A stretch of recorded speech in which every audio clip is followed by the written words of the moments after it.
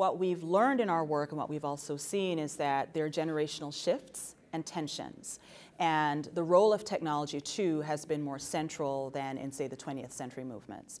How leadership has been experienced there in the more contemporary movements is that they've been, the younger people are more fluid, more dynamic, if you will, and have a sense of urgency that's expressed in, people have called it a leaderless movement, but we don't believe it's leaderless. It's leadership that is more fluid and accessible through media, through face-to-face interaction, and also through this very strong resistance to old ways of knowing and being. So the challenge that we've been faced with is how do we collaborate across generations, across identities, across approaches and discourses to bring forth something that most of us believe in and want to converge around.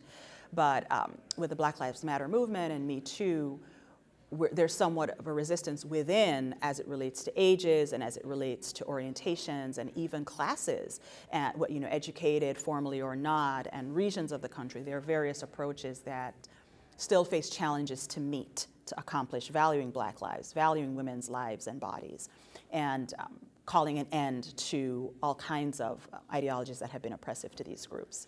One of the challenges that we have run into in our work is the generational dynamic around the movements. As an old person, relatively speaking, there's an aspect of the sort of discipline around issues of authority and leadership, but they did have a sort of hegemonic, hierarchical sort of flavor to them, and that really has its own oppression within it. I understand that.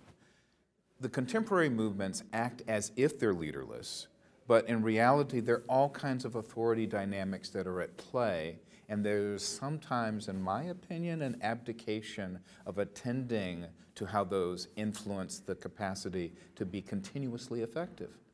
And so as a consequence of that, we are trying to figure out how do you grapple with that complexity?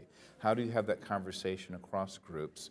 How do you begin to really recognize that there's a shared direction that everyone wants to go, but we haven't figured out to even have that basic conversation across the generations?